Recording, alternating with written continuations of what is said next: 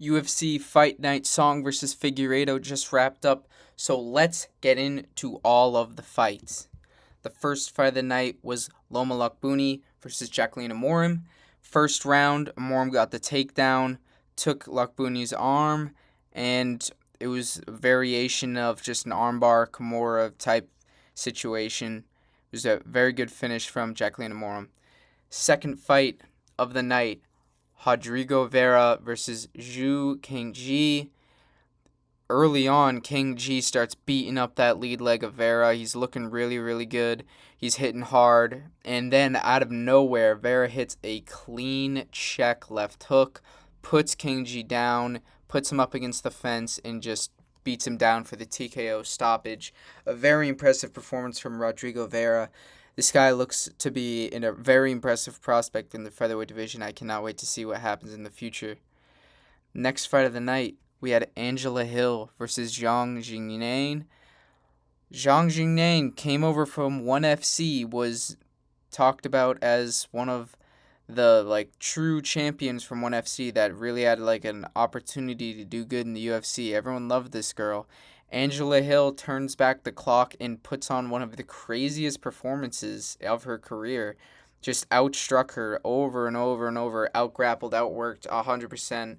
She looked really, really good tonight. It's one of the most impressive fights I've seen from Angela Hill in a very, very long time. So it's good to see her coming back. The Neil Magny of the women's strawweight division shows up in a big way tonight.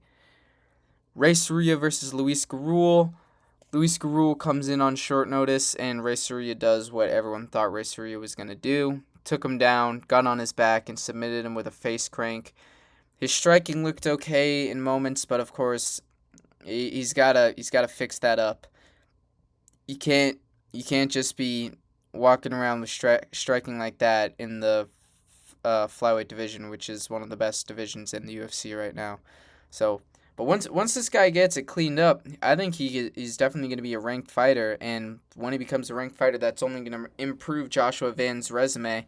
So, we're preying on the Ray Soria rise to prominence.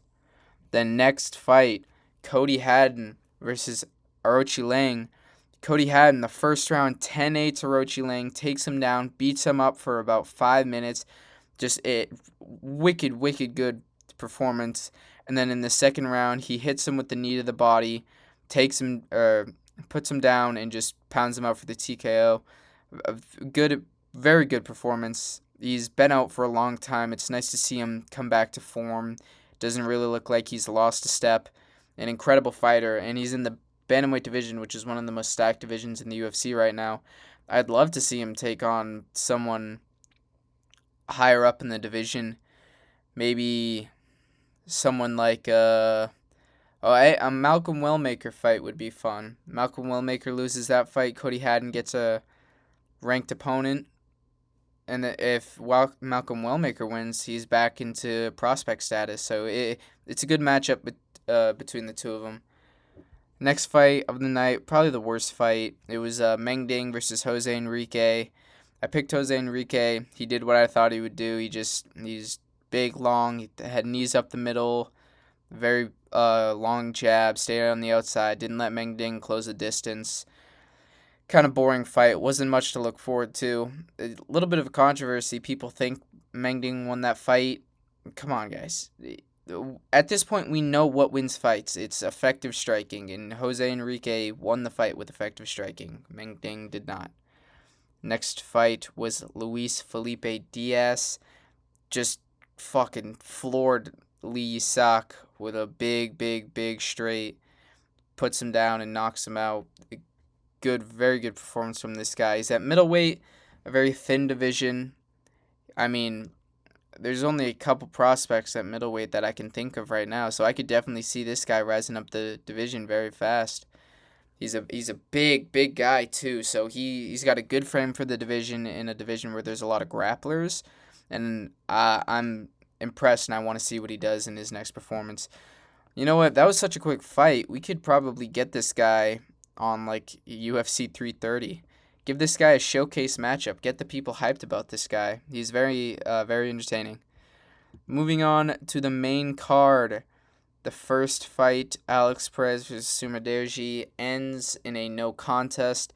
Alex Perez, I'd give him the first round. I think he was just the more aggressive fighter. He was throwing hooks. He was tagging Sumaderji. I'm pretty sure he got the takedown, or it was up against the fence, something like that. I think he just outworked him, got that round. But then the second round, Sumaderji comes out, knocks down Alex Perez. Perez gets, the ref stands him back up. Perez he's looking okay. Doesn't look like he's too rattled. He is losing though. Sumaderji's doing better on the feet. He's counter striking very effectively. But then he throws a teep kick, hits Alex Perez in the nuts, and he asks for a bucket immediately, starts throwing up. There was no throw up, only saliva. All right, make sure you know that. But kind of suspicious. Seemed like he kind of took the easy way out there. I understand there's no way for me to feel what he felt in that moment. It's different for everybody, but it didn't look like it was the cleanest of strikes against the cup, and the way he immediately called for the bucket and just stayed down the whole time, didn't even make an attempt to get back up. I mean, I feel like as a man, we've all gotten hit there before, and I can't remember a single time that I wasn't able to, like, stand back up, but whatever. It's probably going to be rescheduled anyways. Moving on to Jake Matthews versus Carlston Harris. Borderline 30-24 from Jake Matthews. Just a very, very dominating performance. Beat him everywhere, beat him convincingly. Just his boxing looked sick in the first round, and then the second and the third, his grappling was just on another level. I mean, he face planted him in the first, 20 seconds of the third round. I thought he was done there, but then he just looked for submissions the whole round, ground and pound a little bit. Impressive performance from Jake Matthews. Coming off of that robbery against Neil Magny. He won that fight. He submitted Neil Magny, and the ref took it away from him. But it's nice to see Jake Matthews get the bounce-back win. He's been in the UFC for a long, long time, and you wouldn't even know it because of how young he is. He's got all the tools to be a pretty good fighter in the welterweight division. I'd love to see him start to rack up a few wins on his win streak. I mean, if he won that Neil Magny fight, he'd be on a 5-fight win streak now. But that's neither here nor there. Good win from Jake Matthews. And for Carlston Harris, one tough motherfucker. That guy can take damage. He's ridiculous. Moving on to Kaya Sakura versus Cam Smotherman. I feel bad for Cam Smotherman. I don't know what it is about this guy, but I'm a big fan of him. It makes no sense. I think it was because I watched his short notice debut that he won, and I just immediately became a fan of him. And then that Ricky Simone fight where he kind of just got held up against the fence, I was pretty mad. But I'm a big fan of Cam Smotherman, and unfortunately he went up against a fighter who I said was going to win because this is his natural weight class. He's an amazing striker. He never, ever belonged at 125 to begin with. He has insane power. He just put Cam Smotherman out immediately. A beautiful performance. Dude, skyrocket Kaya Sakura to the Bantamweight rankings. Bantamweight is about to be the best division in the UFC right now. I mean, I already have it as the number 2 division. But with all these prospects coming up, I think it has the most prospects out of any division right now. It's just ridiculous. It's going to be a very, very good time when we see people like Kaya Sakura, Cody Haddon, Ethan Ewing, all these guys starting to break into the rankings and kicking people like Chito Vera out of there. It's gonna be a golden age of the bantamweight division. Moving on to Sergey Pavlovich versus Taliesin Teixeira.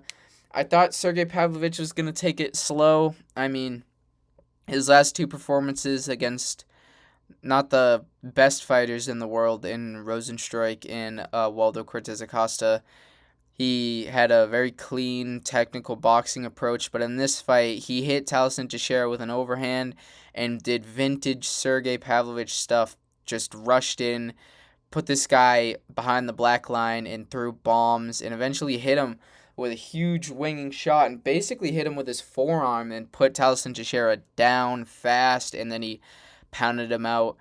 for the TKO. Yeah, a lot of similar KOs on this card. Just one big shot, put him up on the cage line, and just smash him in for the TKO. It was. This is actually one of the most entertaining cards of the year, I'd say. A lot of these were finishes. It was a very fun watch. I mean, you didn't even have to pay attention for most of the card because it was over so fast. Like the co-main event here, Zhang Mingyang versus Alonzo Menafield. They were sort of feeling each other out. They were doing some clinch work up against the fence, and they were.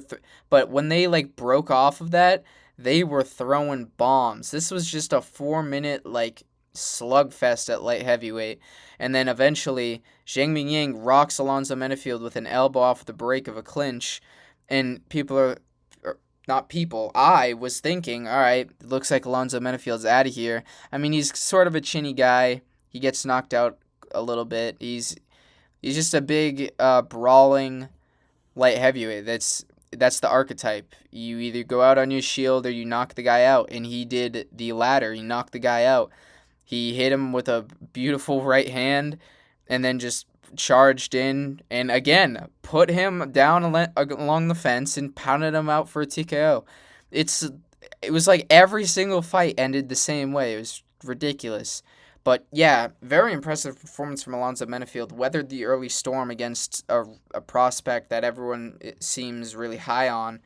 But I mean, this might be the end for Zhang Mingyang. Losing to Johnny Walker and Alonzo Menafield when you were touted as a true prospect in the light heavyweight division, it's just a bad look. And finally, moving on to the main event, Deiveson Figueiredo versus Song Yadong. Got it right. Song Yadong with the win. I thought Song Yadong was going to take this one by decision, and I'm not going to lie, it was kind of looking like it.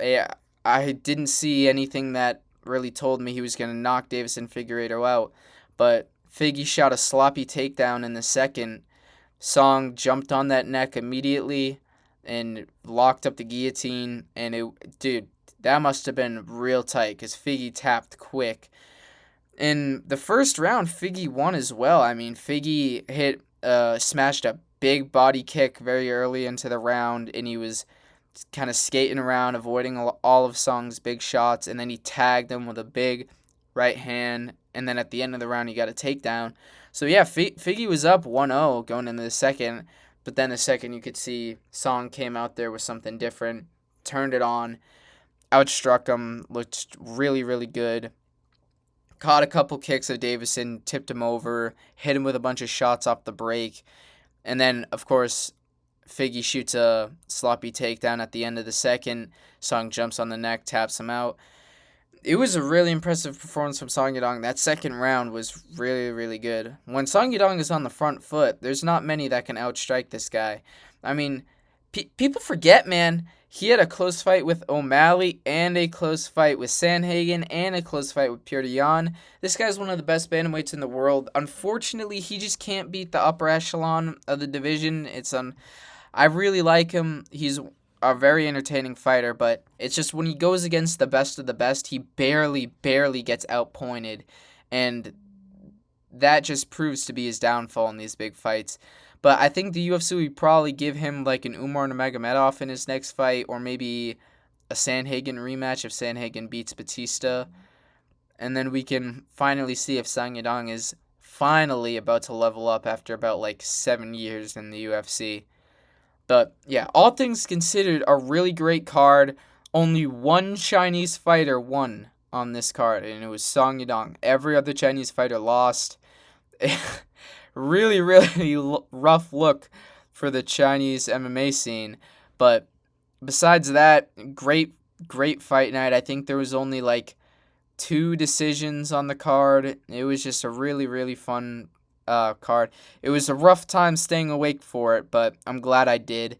And looking forward to next week, we got Bilal Muhammad versus Gabriel Bonfim. It looks to be one of the better cards so far. It's like an underrated Apex event, which is kind of crazy.